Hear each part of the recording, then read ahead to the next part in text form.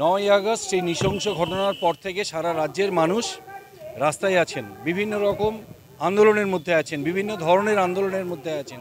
কখনো অনশন হয়েছে, কখনো অবস্থান হয়েছে, স্বাস্থ্য ভবন অভিযান হয়েছে, মিছিল হয়েছে। ঠিক সেরকমই আজকে একটি কর্মসূচি হচ্ছে, যেটা আমাদের এখানে নাগরিক সমিতি পানিহাটি তারা এখানে একটি কনভেনশন করছেন যে আমার দেশ অর্থাৎ রাষ্ট্র, এই সমাজ এবং এই আইন, এই যে অভয়ার নৃশংস হত্যার তাদের কি ভূমিকা, এই নিয়ে আজকে আলোচনা হচ্ছে।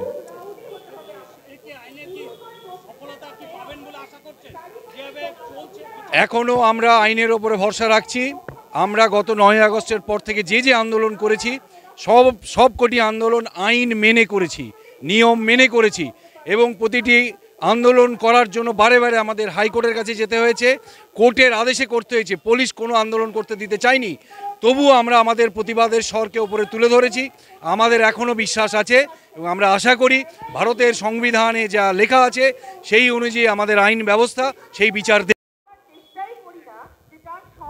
ব্যর্থতাকে দমন করতে হয়, তাহলে এই ধরনের মানসিকতা রাজনৈতিক চেতনার লোকেদের বিচার ব্যবস্থায় রাখা ঠিক না, সেইটা আমাদের ঠিক করতে হবে।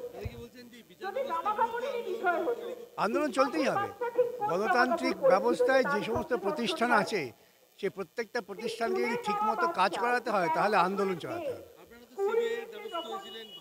নিশ্চয়ই সিবিআই হতাশ হয়েছে আমি এখনো বলছি না, আমি বলছি যে রাজনৈতিক হস্তক্ষেপের ফলে সিবিআই তদন্তে খানিকটা গতিমুখ পরিবর্তন হচ্ছে।